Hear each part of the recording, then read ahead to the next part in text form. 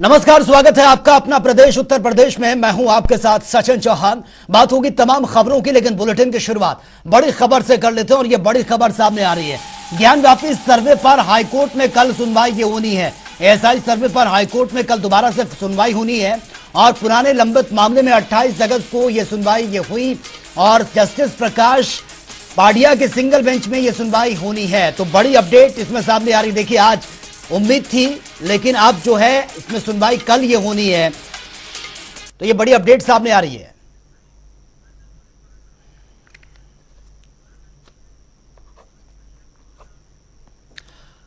और इस खबर पर ज्यादा जानकारी के साथ संवाददाता धर्मेंद्र चौबे इस वक्त हमारे साथ सीधा लाइव बने हैं और साथ ही सैयद मोहम्मद आमिर भी हमारे साथ लाइव बने हैं। सबसे पहले धर्मेंद्र, आपका मैं रुख करना चाहूंगा। फिलहाल आज सबकी निगाहें टिकी थी क्योंकि जिस तरह से इसमें सुप्रीम कोर्ट ने इंटरफेयर किया इस पूरे मामले में, 2 दिन के लिए जो सर्वे है वो नहीं हो पाएगा। अब सुरक्षित रख लिया गया है फैसला, कल का दिन यह दिया गया है। आज किस तरीके की तस्वीरें देखने को मिली, क्या कुछ प्रतिक्रिया सामने आई है? देखिए सचिन, फिलहाल में जो हाईकोर्ट में सुनवाई याचिका के बाद सुनवाई हुई है, लगभग 2 से ढाई घंटे की सुनवाई प्रारंभ हुई थी और 2-2.5 घंटे की सुनवाई चली। उसके दरमियान अभी मुस्लिम पक्ष ने अपनी बातों को पूर्णतया नहीं रख पाया है, जिसके लिए कल हाईकोर्ट ने कल का समय दिया है और कल दोनों पक्षों की जो सुनवाई है वो प्रारंभ होगी और सुनवाई के दरमियान तब ये तय होगा कि क्या एएसआई सर्वे पुरातत्व का सर्वे होगा या नहीं होगा। क्योंकि जो सुप्रीम कोर्ट ने गाइडलाइन जारी की थी और सुप्रीम कोर्ट ने आदेश भी दिया है कि कल शाम 5 बजे तक जिस तरीके से उनका जो सुप्रीम कोर्ट द्वारा स्थगन आदेश दिया गया है वो 5 बजे तक ही प्रभावी रहेगा। तो देखने वाली बात यह होगी कि क्या हाईकोर्ट में सुनवाई कल पूरी हो पाती है। जिस तरीके से आज याचिका अंजुमन इंतजामिया कमेटी द्वारा सुप्रीम कोर्ट के बाद हाईकोर्ट में रखी गई और हाईकोर्ट में सुनवाई पूरी नहीं हो सकी आज, और कोई हाईकोर्ट ने निर्णय अभी नहीं लिया उस मामले पर। तो देखने वाली बात यह होगी कि कल क्या हाईकोर्ट इस मामले पे पूरी सुनवाई करके कोई निर्णय, ऑथेंटिक निर्णय निकाल पाता है या नहीं। क्योंकि कल की सुनवाई अहम मानी जाएगी, क्या एएसआई पुरातत्व का सर्वे होगा नहीं होगा। और जो हिंदू पक्ष के अधिवक्ता हैं वो लगातार अपनी बातों को कल मुस्लिम पक्ष के पास रखेंगे, क्योंकि जिस तरीके से सुप्रीम कोर्ट में हिंदू पक्ष ने रखा था और वही वाराणसी जिला कोर्ट में रखा था, अब हाई कोर्ट का नंबर है, तो हाई कोर्ट में किस तरीके से हिंदू पक्ष जो है वो अपनी बातों को रखेगा और तय करेगा जो दशा है उसकी। जो जिला जज वाराणसी का आदेश है उसकी किस तरीके से पॉइंट ऑफ व्यू है हिंदू पक्ष रखेगा कि किस पॉइंट पे क्या आधार बन सके ताकि एएसआई सर्वे हो। जो हिंदू पक्ष का ये मोटिवेशन है, हिंदू पक्ष जो सोच रहा है। और वहीं अगर मुस्लिम पक्ष की बात की जाए तो मुस्लिम पक्ष जिस तरीके से एएसआई सर्वे ज्ञानवापी परिक्षेत्र में 3 ऐसे महत्वपूर्ण बिंदु दिए हैं। पहला, ज्ञानवापी परिक्षेत्र एएसआई सर्वे होने से दिक्कत आ सकती है, उसके साथ साथ वहां खुदाई होने से दिक्कत आ सकती है और तकनीकी का सिस्टम करने से जो चीजें पुरानी हैं उसमें भी कहीं ना कहीं डिस्टर्ब हो सकता है। तो जिस तरीके से मुस्लिम पक्ष एएसआई पुरातत्व के सर्वे को लगातार विरोध कर रहा है कि न हो, और सबसे बड़ी चीज मुस्लिम पक्ष ने जब लगातार सुनवाई चली थी, ये वाद दाखिल हुआ था श्रृंगार गौरी ज्ञानवापी प्रकरण में, तो उन्होंने लगातार ये रखा कि 1991 प्लेसेस ऑफ वर्शिप एक्ट की बात लगातार मुस्लिम पक्ष ने किया था कि मेंटेनेबल होगा कि नहीं। तो कोर्ट ने उसे सिरे से खारिज कर दिया था, जिला कोर्ट ने, कि नहीं मेंटेनेबल नहीं होगा। और उसी आधार पे तमाम ऐसे जो तथ्य है जिन चीजों को लेके वाराणसी जिला कोर्ट ने आदेश दिया। अब देखने वाली बात यह होगी कि क्या हाईकोर्ट इस पे निर्णय देता है और उसके साथ साथ जो लंबित मामलों में भी हाईकोर्ट में मामले चल रहे हैं उसमें फैसला सुरक्षित रख लिया गया है। 28 को उसमें फैसला भी सुनाएगा। ठीक है धर्मेंद्र, आपके पास मैं आऊंगा। सैयद मोहम्मद आमिर भी हमारे साथ बने हुए हैं प्रयागराज से। आमिर, आज जिस तरह से कोर्ट में ये सुनवाई हुई है, हालांकि अपडेट इसमें यही सामने आ रही है कि ये कंप्लीट नहीं हो पाई, इसलिए कल का भी टाइम ये रखा गया है। लेकिन अब किस तरीके के पॉइंट ये जो आज रखे गए, क्योंकि आज जो सुनवाई हुई है किस तरीके, कौन कौन से पॉइंट वो रखे गए हैं और कल किस तरीके से इसमें सुनवाई हो सकती है, क्योंकि समय बहुत कम बचा है सुप्रीम कोर्ट के आदेश के अनुसार, क्योंकि 5 बजे तक का ही ये टाइम था। तो फिर आप सबसे पहले ये स्पष्ट कर दें कि आज जहां ज्ञानवापी मामले में हाईकोर्ट में 2 सुनवाई थी, जहां 1991 मामले में प्लेस ऑफ वर्शिप मामले में आज सुनवाई हुई है, जिसमें दोनों पक्ष की पूरी दलील पेश जो करी गई है और आज वहाँ पर दोनों की बहस पूरी हो गई, जिसमें 28 तारीख को अब कोर्ट फैसला सुनाएगा, आज सुरक्षित कर ली गई है। वहीं आज मुस्लिम पक्ष ने सुप्रीम कोर्ट के आदेश के बाद यानी जो गाइडलाइन दी गई थी उसके बाद वो यहाँ पर आया है और उसके बाद यहाँ जो मुस्लिम पक्ष ने चीफ जस्टिस के यहाँ पर अपनी याचिका दाखिल की है, जिसमें उन्होंने बताया है कि अगर सर्वे होता है तो यहाँ जो मस्जिद है, जो ज्ञानवापी, उसके जो बिल्डिंग है उसको नुकसान पहुंच सकता है। और साथ ही उन्होंने 1991 के अधिनियम का भी इसमें हवाला दिया है, जिस पर आज शाम तक ये क्लियर हो जाएगा कि किसकी बेंच में ये कल सुनवाई होगी और इस मामले में कल से सुनवाई शुरू होगी। ठीक है, ठीक है, चलिए आमिर बहुत बहुत शुक्रिया फिलहाल आपका, और धर्मेंद्र आपका भी बहुत बहुत शुक्रिया इस तमाम जानकारी के लिए। तो चलिए आगे बढ़ते हैं। 2024 लोकसभा चुनाव को लेकर निषाद पार्टी के मुखिया संजय निषाद आप अपनी मांगों की जो पत्र है वो बीजेपी के समक्ष रखने की बात वो कर रहे हैं। संजय निषाद ने आप पूर्व सांसद फूलन देवी की हत्या की सीबीआई जांच कराने की मांग यह कर दी है, और इन्हीं सब मुद्दों को लेकर जनता टीवी से संजय निषाद से खास बातचीत भी हुई है, वो देख लेते हैं। 2024 लोकसभा चुनाव को लेकर लगातार सरगर्मियां बढ़ रही हैं। आपको बता दूं कि संजय निषाद ने अब फूलन देवी को लेकर मांग कर दिया है। उनका क्या हत्या कैसे हुई, इसकी सीबीआई जांच कराई जाए। हम सरकार से, मुख्यमंत्री से, प्रधानमंत्री से इसकी मांग करते हैं। आइए इनसे बातचीत करते हैं। संजय जी, बड़ा देर से याद कैला। हर साल हम लोग उनको याद करते हैं। अरे कब से फूलन देवी, कब क्या हुआ? आप कह रहे हैं सीबीआई जांच करे, दबाव की राजनीति कर रहे हैं क्या? 2013 से आया हूँ, तो मेरा एक ही है कि history the mother of politics, movement is the father of politics. जितने लोग बड़ा तगड़ा बोल रहे हैं तो भाई कहते ना कि इतिहास राजनीति की माँ होती है। और तो सीबीआई जांच कितना देरी क्यों कर दिया मांग? इससे पहले भी पत्र लिख चुका हूँ और आज के दिन में पूरे प्रदेश से ज्ञापन। चुनाव के एकदम नजदीक नहीं, चुनाव नहीं, बीच में लिखा था। चुनाव हमेशा हम लोग चुनाव नहीं, हम लोग चुनौती स्वीकार किए हैं कि जिन लोगों ने हमें सताया है, जिन लोगों ने हमारा हिस्सा खाया है, जिन लोगों ने हमारे इस वोट लेकर धोखा दिया, उन्हें सत्ता से हटाना है। और जो मेरा हिस्सा दे रहा है। फूलन देवी की कितनी संपत्ति थी जो समाजवादी पार्टी के पोषित माफियाओं ने जब्त किया है? कि एक सांसद के पास तो निश्चित रूप से उसकी संपत्ति होती है, और वो सांसद नहीं है, संपत्ति है। तभी तो मैं कह रहा हूँ कि उनका जांच भी हो, उनकी संपत्ति पर जो व्यक्ति कहाँ संपत्ति, इतना तो जानकारी आपको होगी। जो पता चला अभी तो मिर्जापुर में और कुछ दिल्ली में, दोनों जगहों। मिर्जापुर में कहाँ पे संपत्ति? मिर्जापुर शहर में तो संपत्ति। इतना निधि होता है इतना संपत्ति बना दी? निधि से नहीं भाई, जब उनके पास समाज की सेवा से पेंशन और तनख्वाह बचेगा, कोई ना कोई तो संपत्ति होगी ना। उनकी माता के नाम किया जाए, उनके माता को उनका अधिकार दिया जाए। आपको जयप्रकाश निषाद भी चुनौती दे रहे हैं? सब लोग चुनौती, मलाई काट रहे हैं कुछ लोग समाज के नाम। हमारे खून के, हमारे वंश के, हम कुछ भी बोल सकते हैं। कुछ भी बोल सकते हैं? मलाई काट रहे हैं, स्वीकार कर रहे हैं आप? हम लोग आज अपने समाज को, अरे वही कह रहे हैं जयप्रकाश निषाद कि हमको कुछ नहीं मिला, हमारी समाज उपेक्षा हो रही है, और कुछ लोग हमारे समाज के नाम पे मलाई दिन पे दिन काट रहे हैं। मैं उनका जवाब नहीं कुछ दे सकता। कुछ तो बोलिए। वो सब्र कर रहे हैं कि कब तो वो दे संजय निषाद। उनका जवाब देने के लिए नहीं पैदा हुआ हूँ। उन्होंने 1% का सहयोग अगर किया होता तो जवाब दें। निषादों के राजा कौन? मेरी बात है, निषादों ने हमें सहयोग किया है, मेरे समाज ने सहयोग किया है, इसलिए हम समाज के जवाबदेही हैं। और इसलिए जवाबदेही हैं, इसलिए प्रधानमंत्री के पास वकालत करते हैं। जवाबदेही है तभी गृह मंत्री के पास वकालत करते हैं। तभी वकालत में आपके दम नहीं है, बड़ा देर लग रहा है। बहुत वकालत दम है कि उतने दमदार थे कि उन जिस पार्टी में लोग रहते थे, छिना गया, बहन जी ने बैठाया नीचे और छिनवा दिया।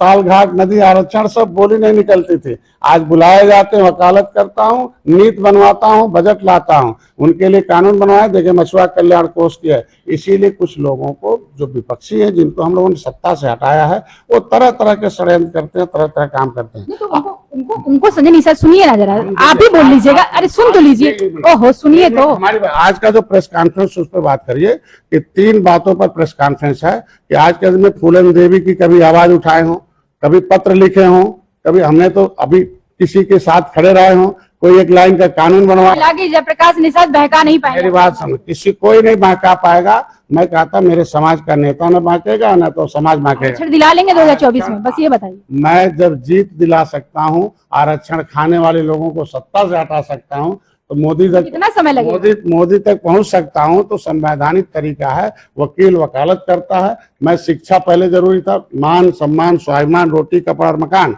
मान सम्मान स्वाभिमान बढ़वाया हूं, पहले वो मैंने काम किया हूं, रोटी कपड़ा और मकान के लिए नीति बनवाए हैं वो काम कर रहा हूं, शिक्षा के लिए पैसा दे रहा हूं, पैसा लाया हूं, उनके कोचिंग और फीस जमा करूंगा, मकान बनवाऊंगा। ये इसको आगे करिए ना, उनके लिए जो काम करा के लाया हूं उसके लिए आप बता दीजिए आरक्षण कब तक दिला पाएंगे? मैं कहता हूँ आरक्षण हो गया ना, निषादों के लिए ये लिख के आ गया कि निषाद के बेटे की फीस सरकार जमा करेगी, उनका मकान सरकार बनाएगी, कम्युनिटी हॉल इलाज सरकार करे, निषाद हमारा विभाग कराएगा। और आरक्षण के मुद्दे को भी टेबल पर आरजीआई ने एक्सेप्ट करके दे दिया। अब अमित शाह नड्डा साहब से बात पहुंच गया, वो समय आने पर हो जाएगा।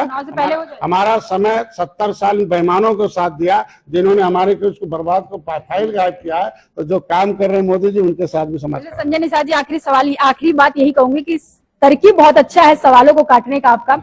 ये थे संजय निषाद का साफ तौर पर कहना था कि देखिए लगातार कांग्रेस ने हमारे फाइलों को गायब कराया। आरक्षण की जहां तक बात है तो हम वकालत करते हैं, वकालत में दुरुस्त है। लगातार प्रधानमंत्री, गृह मंत्री, मुख्यमंत्री से मांग कर रहे हैं और आने वाले लोकसभा चुनाव से पहले इसको लेकर कुछ ना कुछ फैसला हो जाएगा। कैमरा शिल्पा के साथ में जैसे लखनऊ। और सरहद पार से अवैध रूप से भारत में दाखिल हुई सीमा हैदर इस समय उत्तर प्रदेश में अपनी प्रेमी सचिन के साथ हो रही हैं। एटीएस ने इस मामले को संज्ञान में लेते हुए उससे पूछताछ भी की थी, लेकिन अब उत्तर प्रदेश में योगी सरकार इस पूरे प्रकरण के बाद सतर्क हो गई है। आपको बता दें कि यूपी एटीएस ने प्रदेश के कई जिलों में बड़ी कार्रवाई की है। एटीएस की कार्रवाई में अलग अलग जगहों से दर्जनों रोहिंग्या पकड़े भी गए हैं। यह रिपोर्ट आप देखिए।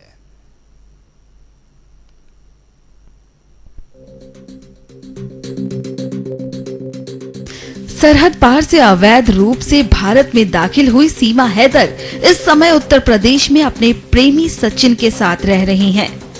एटीएस ने इस मामले को संज्ञान में लेते हुए उससे पूछताछ भी की थी, लेकिन अब उत्तर प्रदेश में योगी सरकार इस पूरे प्रकरण के बाद सतर्क हो गई है और प्रदेश में अवैध तरीके से घुसे विदेशियों की खोजबीन करवा रही है। बता दें कि यूपी एटीएस ने प्रदेश के कई जिलों में बड़ी कार्यवाही की है।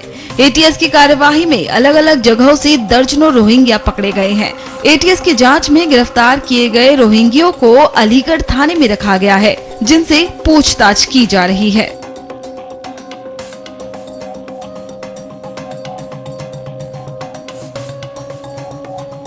सुबह 5 बजे तक उठा के लेके आई, हिंदी भी लेने के लिए कह के उठा के लेके आई, नींद से उठा के दरवाजा खटखटा के।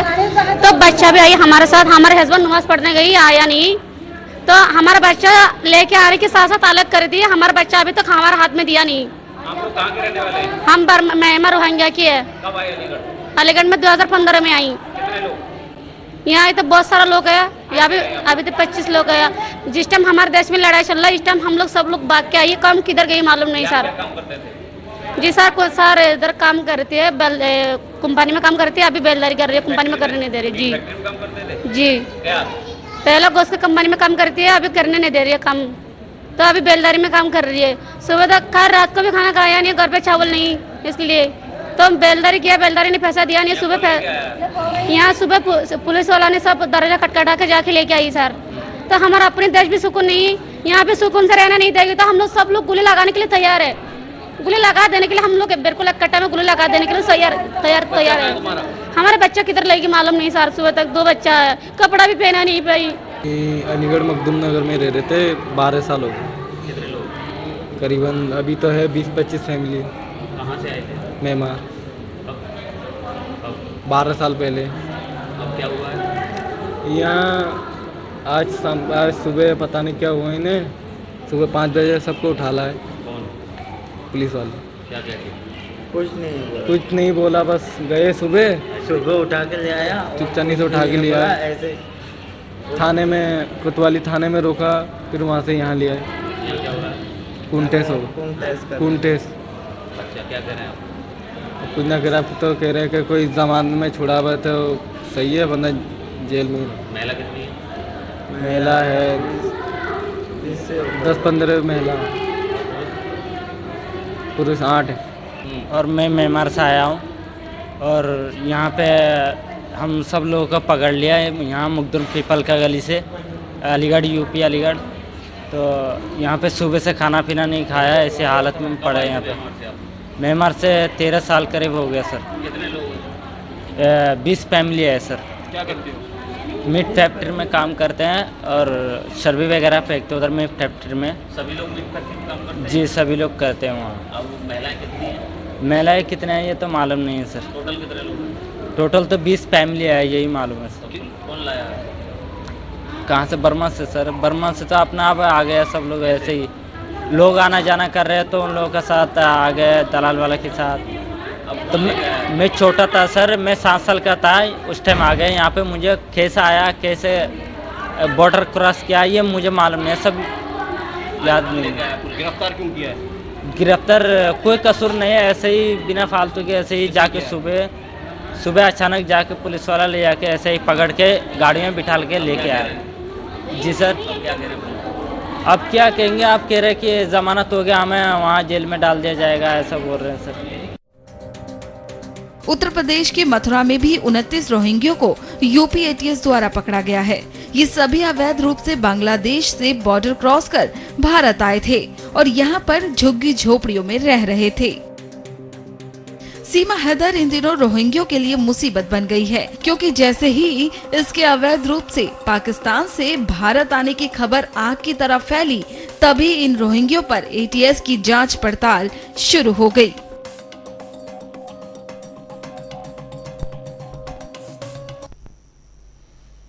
और वही बदायूं में जनता टीवी की खबर का बड़ा इंपैक्ट हुआ है। दरअसल बदायूं के राजकीय अस्पताल में एक मरीज का पैर चूहे ने कुतर दिया था, जिसके बाद काफी हंगामा देखने को मिला। मामले को लेकर अब स्वास्थ्य मंत्री ब्रजेश पाठक ने इसका संज्ञान लिया है। इस पूरे मामले पर स्वास्थ्य मंत्री ब्रजेश पाठक ने ट्वीट कर कार्रवाई करने के निर्देश भी दिए हैं। ये आज ही मेरे संज्ञान में समाचार पत्र के माध्यम से, और उसके बाद जब मैंने अपने वहाँ के स्टाफ को बुलाया तब मेरे संज्ञान में लाया गया। और लगभग 3-4 दिन पुराना मामला है, और जब ये बताया गया कि किसी चूहे ने किसी मरीज के पैर पर काटा है। देखा स्टाफ और उसमें से किसी ने नहीं है, किंतु मरीज के वो देखने पर वहाँ पर कुछ ऐसे निशान जरूर मिल रहे हैं जिसका पट्टी वगैरह कर दी गई है। फिर हमने ये जानकारी प्राप्त हुई आईसीयू के अंदर चूहे कैसे ये आए, तो एक कोई ऑक्सीजन पाइपलाइन वहाँ पर है, उसमें से एक जगह थी तो जिसको भी रिपेयर कराया जा रहा है। और साथ ही क्योंकि यहाँ पर निर्माण कार्य चल रहा है, आजू बाजू काफ़ी मलबा फैला हुआ है। और अब बात होगी 4 मिनट में 18 मंडल की। बिजनौर में पति ने की पत्नी की हत्या, गला घोंटकर उतारा मौत के घाट, पुलिस ने पति को किया गिरफ्तार। फर्रुखाबाद बाढ़ के पानी में डूबकर 2 दोस्तों की मौत की खबर, कड़ी मशक्कत के बाद गोताखोरों ने शवों को बरामद किया, परिजनों में कोहरा। लखनऊ में 2 ट्रकों की आपस में भिड़ंत, हादसे में एक की मौत, एक घायल। इटावा में पुलिस को मिली बड़ी सफलता, छात्र की हत्या में फरार मुख्य आरोपी हुआ गिरफ्तार, एक अवैध तमंचा, कारतूस, मोटरसाइकिल बरामद। हापुड़ में पानी से भरे गड्ढे में गिरे 3 मासूम, बुग्गी के पलटने से हुआ हादसा, 2 की मौत। कानपुर देहात में उपचार के दौरान गर्भवती महिला की मौत, परिजनों ने अस्पताल के बाहर जमकर काटा हंगामा, अस्पताल प्रशासन पर लगाया गलत उपचार करने का आरोप। मुजफ्फरनगर में व्यक्ति की पीट कर हत्या का मामला, खून से लथपथ मिला व्यक्ति का शव, मौके पर पहुंची है पुलिस, जांच पड़ताल शुरू। आगरा में ट्रैक्टर ट्रॉली ने यात्री बस में मारी है टक्कर, 1 दर्जन यात्री घायल, अस्पताल में भर्ती। बिजनौर में टेम्पो को अज्ञात वाहन ने मारी है टक्कर, हादसे में मां सहित 2 बच्चों की मौत, 3 लोग घायल, घायलों को अस्पताल में भर्ती करना पड़ा। लखनऊ में ट्रेन से कटकर युवक की मौत, पटरी पार करते समय हुआ हादसा, पुलिस ने शव को कब्जे में लेकर जांच शुरू। आगरा में जमीनी विवाद में हत्या, सगे भाइयों की बेरहमी से हत्या, पिता को गंभीर रूप से घायल कर दिया गया, मौके पर पहुंची पुलिस, जांच पड़ताल में जुटी। हमीरपुर में तेज रफ्तार स्कूली वैन सड़क किनारे गड्ढे में जा पलटी, 4 बच्चे घायल, बच्चों को अस्पताल में एडमिट करना पड़ा। अंबेडकर नगर में दिखा तेज रफ्तार का कहर, नहर में पलटी अनियंत्रित वैन, 6 बच्चों को रेस्क्यू किया गया। कानपुर में लुटेरों के हौसले बुलंद, दिन दहाड़े लूटी महिला की चेन, सीसीटीवी में कैद हुई पूरी घटना। आगरा में दबंगों ने युवक के चेहरे पर यूरिन कर दिया, वीडियो सोशल मीडिया पर वायरल, पुलिस ने दबंगों को गिरफ्तार किया। भदोई में जेडीयू ने मणिपुर की घटना पर राष्ट्रपति के नाम सौंपा ज्ञापन, घटना को बताया निंदनीय, कहा देश में तानाशाह की सरकार है। प्रतापगढ़ में कांग्रेस ने निकाला कैंडल मार्च, मणिपुर में हुई हिंसा का जताया विरोध, सरकार को बताया असंवेदनशील।